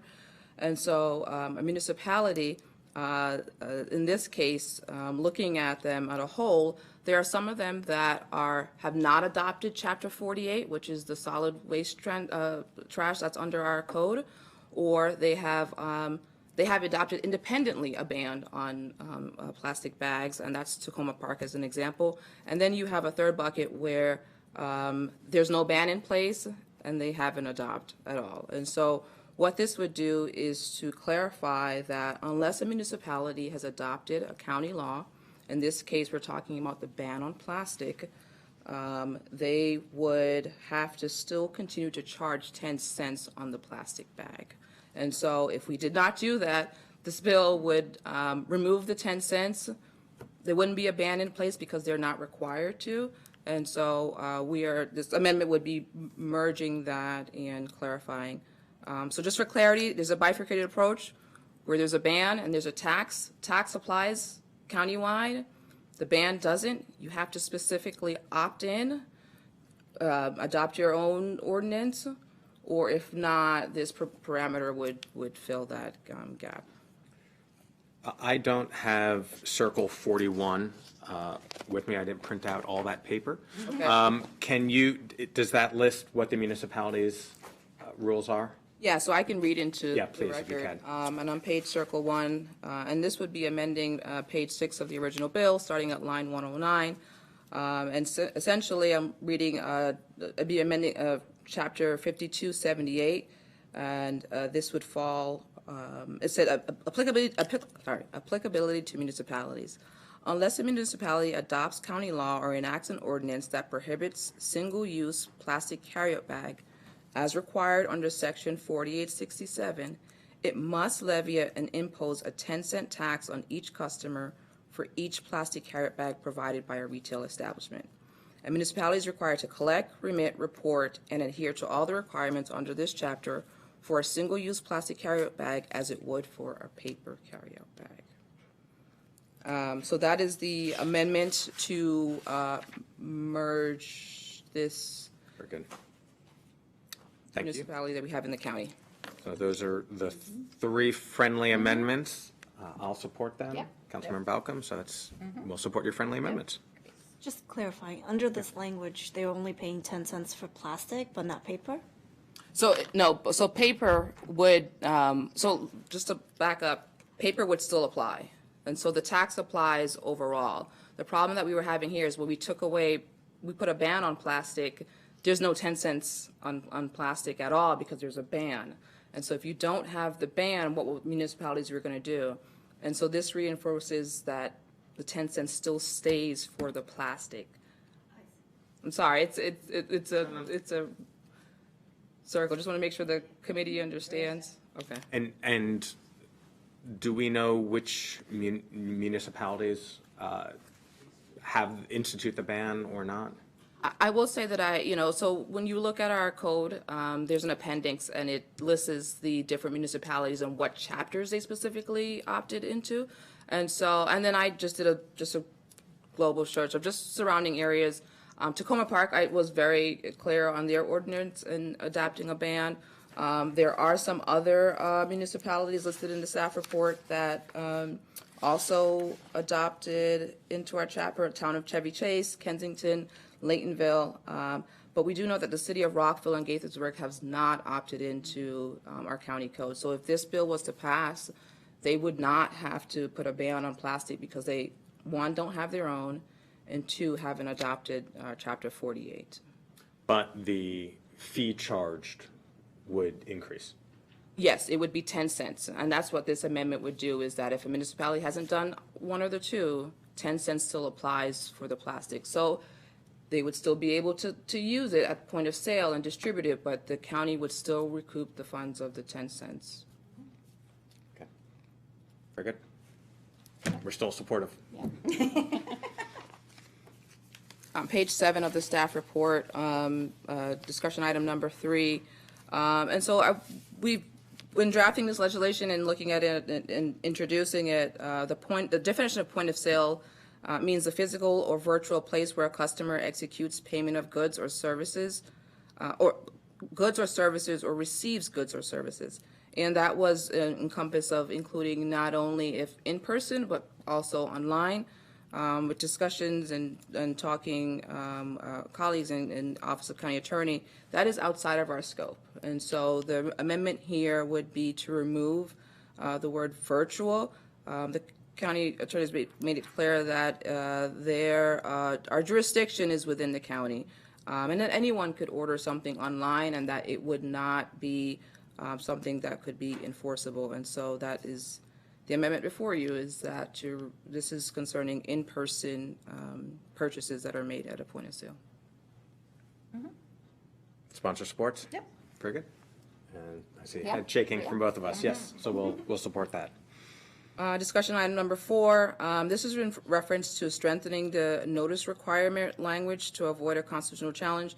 And so the bill requires that a retailer would post a notice that is visible for a customer to see, and that the notice would basically tell the customer that they need to bring a reusable carryout bag or skip the bag. Whenever it comes to the government and regulating speech, we are very, very crucial. There are constitutional protections. And so one of the things is looking under the First Amendment. Regulated speech is okay if it is purely factual and uncontroversial, if it's reasonably related to the government's interests and preventing deception of customers, and is not unjustified or unduly burdensome. And so while I am confident that this could meet the constitutional challenge, there is a recommendation to remove just more tinkering of the language, instead of saying advises customers, really to clarify that, just to state that a customer who brings their own bag or reusable carry bag, or who do not use a bag, will be subject to a charge. So it's more of a cleanup language, but I still think it would pass or muster a constitutional challenge if needed. Without objection. Turning to page 8, these are clarifying amendments, and so I can do this as a block as well. The definition of point of sale, it is under chapter 48, but it's not under chapter 52, so I want to make sure that that definition is under both. Looking at B, consistency with using the word reusable carryout bag. Plastic carryout bag definition was missing the word carryout, and so that's double underlined, and so that will amend the definition for clarity and consistency. And then looking at C, recommendation from OCA and council staff agrees, is that currently the language in the bill says the Office of County Attorney may file an action circuit court against any retail establishment for any repeated violation of this article. The more modern language that the county is going to, instead of saying Office of County Attorney, we would just say the county. And I apologize because I'm missing language here. I'm noticing county may seek an injunctive or appropriate relief. So that's not in your packet, but that is intended to be there, is that instead of saying file an action, it's just more broad that they're able to seek injunctive or any appropriate relief from the court of jurisdiction. Let me see if there's and then the right under that, there's a paragraph that uses the word directly. So just for clarity, it says a retail establishment must not misrepresent, advertise, hold out, collect, or state to the public or to a customer directly or indirectly any amount that exceeds the allowable tax under this section. Directly, indirectly was a little bit vague or ambiguous, and so recommendation is to pull that out and support more clarity in that language. I agree, it looks good. And clarifying question regarding this, was this language informed by the Inspector General report, right? Wanting to make sure that as we move forward with this newer program, and I know the council president did her due diligence in reviewing the IG report, just trying to figure out what the mechanism between the two might be. Yeah. Or even ask DEP, yeah. No, okay, sorry. And just for this language, you're talking about just the bill overall. Yeah, exactly. Yeah, and so, yes, council staff, along with council president's staff, went through a myriad of looking at the findings that OIG had and looking at where there was room for improvement, along with working with the department. Some of the notable things was the reporting requirement that was lacking, and so now retailers will be required to report quarterly. That was one of the effective approaches, and that they were also a little bit more distinctive on their receipts, what bags are exempt. One of the findings also was finding out that if there was one retailer with 5 locations, maybe they weren't reporting correctly at all 5 locations, and so the bill does take into consideration some of the findings, and from my understanding, the department was agreeable to some of those changes that were made. I very much appreciate the council president as chair of GO for the due diligence by which she's been leading the Inspector General reports and clearly using that information to help inform this bill. So thank you. Just wanted to lift that up because I think it's important for this conversation. And I think that's it, Ms. McCartney-Green. Yeah, just need a recommendation from the committee. Any other follow-up from DEP? None here. Great. Councilmember Balcombe. I just a point of clarification, the amendment that will reduce the citation from a Class A to, I believe it was a Class C? B, I'm sorry, which is $100, I believe. So it's been my experience going to court numerous times over my career that the fine is usually reduced to half, if not more, if you end up in court. So, and also I believe there is some talk underway with the county attorney's office that they are talking about increasing fine amounts 5-fold. And then because there was a state bill that was passed not too long ago. So we're going to reduce it from 500 to 100, then it's going to be increased 5-fold, so it'll be back to 500 again. Just wanted to make that point. I think the point of the amendment was to bring it in line with, I believe, other similar, like our the polystyrene ban and other things, so that it was consistent with other fines that we had, so that as we move forward, if things are increased, we have consistency across our county government in the fines that we're levying on people, and so that there isn't one that's out of whack with the others. So that was the point of it. We can come back and look at all our fines and fees, but I think consistency for our businesses is very important. Okay. Thank you for that. I did have one addition about the sunset. So we don't have any sunset clause about the existing plastic bags that are in inventory with retailers. No, so the bill doesn't go into effect till July 1st, 2025, and that's something that the committee can consider, but right now, as drafted, July 1 would be the effective date for when that ban would go into place, and so.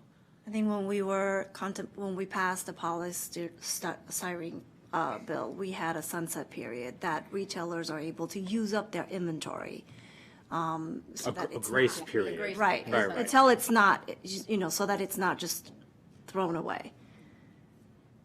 So Yeah, if that's something that mirror the that, committee wants to consider, I'm happy to draft language to look at a grace period. In terms of grace period, are you saying, what's the amount, what's the timeline? I think, was it 1 year or 2 years for the policy? I mean, obviously, we don't need to do it for that long. I'm just concerned about what to do with the existing plastic bag inventory if we, this legislation were to pass July 1 and retailers purchase bags in May, June. Yeah, if the department has language, you've reviewed the bill a number of times, so if there's additional language that you would like, I think we can consider at full council. So, yeah. We can propose language. Yeah, that would not take away from what the committee discussed today, but it'd just be for further consideration if we think that there should be some type of transition period. Yeah, so if the department, I think that's the right approach. If the department wants to come up with an amendment for consideration at full council, clearly through the legislative process, we extended grace periods for the transition to from gas-powered leaf blowers. There, and as you noted, there is a history of allowing for transitions. I think this is a little different, I'll say on the upfront, but appreciate the consideration and it being brought to our attention. And I will say, just in terms of the language, one of the things that we did discuss is we, and not to say that many of our businesses would do this, but we don't necessarily want folks going out and buying plastic bags to then use them up. So I think just in terms of carefully considering how we look at that language would be very important to me. So continuing on that Yeah. point, and getting ahead of the full council conversation, just like we had a communication program for the transition to electric leaf blowers, I would hope or anticipate that the department will be able to communicate with our retailers in advance of this bill passing, which I do expect it will, letting them know to prepare for it and encouraging them not to purchase anything that they might not be able to use come July 1st. Yeah, we are talking about it now, and we will begin that process as soon as the bill passes. We're going to do our best to get as much information out before July 1 and then continue after that as well, right? Because, our message is to residents and to businesses about all aspects of the bill. So we are working on that, and we'll start putting task orders in place to help with that communication as soon as the bill passes and start moving. Just like with the leaf blower, we have a short amount of time and we're going to ramp up as fast as we possibly can. But it'll probably go on for over a year just to continue that communication, but we will certainly get it out there. Glad you're already thinking about it. Yep. Welcome. Thank you. I've got a couple things to talk about, and one of them was the date and the existing stock. And so I think that's, I'll be interested to see how that moves forward. I think, so part of my concern about the date is the communication aspect, because if we go back to the OLO report of how this is, what the compliance is of the existing bill. So can you give an update on where we are with the current compliance of the 5-cent fee? Sure. So DEP was tasked with the enforcement back in June of 2023. So when we started, we did a mass mailing. I think it was almost 6,000 retailers that we mailed out to. And we hired a new staff member, full-time staff member. And his sole job is enforcement of this. So since he's come on board, we have, so we focused two different areas. We focused on getting people to register that were never in the system in the first place. And then we also are focusing on people who were registered but stopped paying the fee. So with the folks that were registered and stopped paying the fee, we got 134 of those accounts to resume paying. That resulted in a bag count of 5.1 million and additional revenue into the county of $205,804. And also in that time frame, in fiscal year 24 and also thus far in 25, we've gotten 141 new accounts to register, and we've gotten, let's see here, it's about $72,000 in additional fees from those 141. Now, not all of those 141 have made payments yet, because the way the current law is, you don't have to make payment till you get $100. So how many businesses do you currently have on your outreach list? Roughly almost 6,000. 6,000. And how many are currently registered? Well, all of those 6,000. Well, no, I don't know the exact answer to that question. Sorry. And how many are paying? How many are paying? We can get that to you. We have. Yeah. Yeah, I think it's, so for me, I support this, this legislation. If I could get rid of every single plastic bag on the planet, I would do that. We only have control over Montgomery County. However, I guess there's no however. And the process is troubling in terms of who is in compliance, because what happens then with, if this is complaint-based, our retailers who know the law, understand the law, and want to be compliant with the law are the ones that do. And those who simply ignore the law, we don't have the infrastructure in place to make sure that everyone is complying. And so I don't have concerns about eliminating the plastic bags. I have concerns about how we're implementing the fee structure, because we are burdening retailers who want to be in compliance, and those who don't want to be in compliance, we're not even touching them, right? And so I think that we need, when this goes to full council, I would like to have, I want to know how many are registered, how many are paying, and what the process is to get more registered, because this is an unfair system for retailers. And now, what's interesting is in the current law, the fee structure is to be a deterrent, and if a retailer isn't charging a bag fee, there's no deterrent. In this current law, at least there's no plastic bag, and that is the primary goal, is to eliminate the plastic bags. But the secondary goal is to make sure that we have a revenue source, and more importantly, that we're treating all of our retailers fairly. So I think that we need to have a better understanding on how we're doing that. And then from the perspective of the date, if we don't have everyone registered, or we don't have a system where people are already paying, where everyone's paying, or a majority are paying. So I want to make sure that the communications process for the new law, that we have adequate time to notify everyone, and then also your plan for enforcement. So I think that if we can have that at full council, unless you're ready to talk about that now. Well, just as a point of clarification, I mean, we do get complaints, but our enforcement effort is not 100% complaint driven. Mm-hmm. So each quarter we get a report from the State Department of Assessment and Taxation on new businesses in Montgomery County.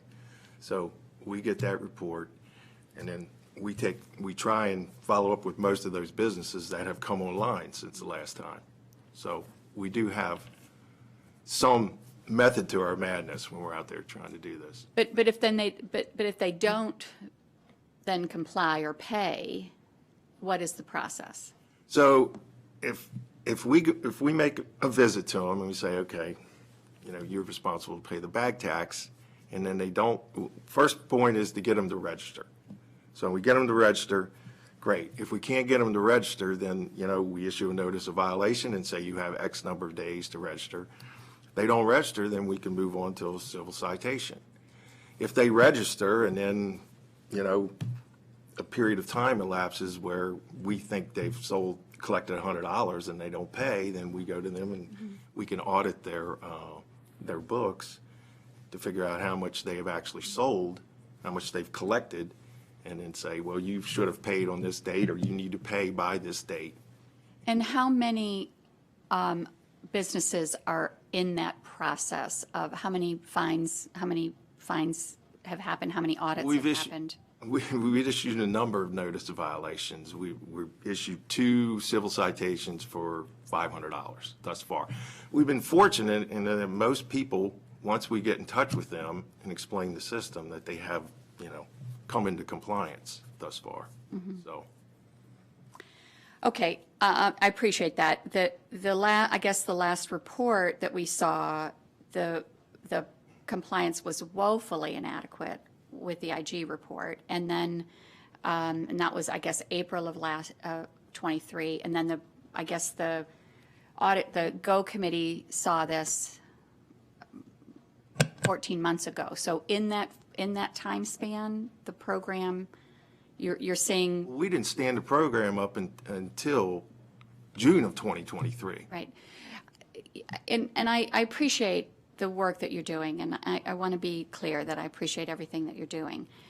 I just want to make sure that when we're passing a significant bill, that the program in place will be a fair program to all retailers, and that all retailers are registered and paying, and that there's a process in place to make sure that that's happening.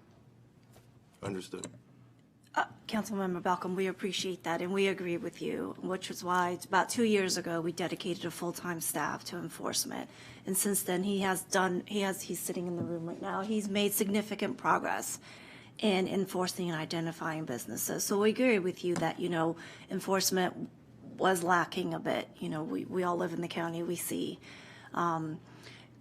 A second point that I wanted to add was that this is not a new program. There's existing funds in the Water Quality Protection Fund dedicated to outreach and dedicated to enforcement. So we will begin outreach and enforcement on the ban as soon as we can. This is, it's similar in the leaf blower, but it's not similar in that the leaf blower, we were trying to set aside money and go through the processes. Okay, thank you. I mean, the differences are that this is widespread and people interact with it on a daily basis, multiple times probably throughout the day. Not wanting to structure the full committee discussion, but potentially when it does come to the full council, incorporating some of this IG discussion and a background as to what has been going on might be helpful. Yeah, no, I think that would be, thank you, Councilmember Balcombe, for your questions. And I do think, because we were working on this bill, we've had the opportunity to talk a great deal to DEP. But I think as we bring this to full council, it would be good to know now that there is a full-time staff person. And, when the IG report did come out, I think DEP had just inherited the enforcement of this program from finance. So there was a very short amount of window that DEP had it before the IG report came out. So I don't think full council or this committee has had the opportunity to really dig into the improvements DEP has made and the resources allocated. So I think an update on that would be very beneficial. Yeah, it would be good to pair those two for consideration, as Councilmember Balcombe noted. That's right. And I do want to add before, because I feel like we're throwing our Department of Finance under the bus. So this is an excise tax, and the Department of Finance is responsible for the collection of taxes. I think that the enforcement piece should have been better written in legislation in the department realm. So we actually partnered with Department of Finance and had an MOU in place for them to allow DEP to enforce on their behalf. Thank you for that. Also, I wanted to talk about the fact that although this has been in place for many years, it's been a tax on bags.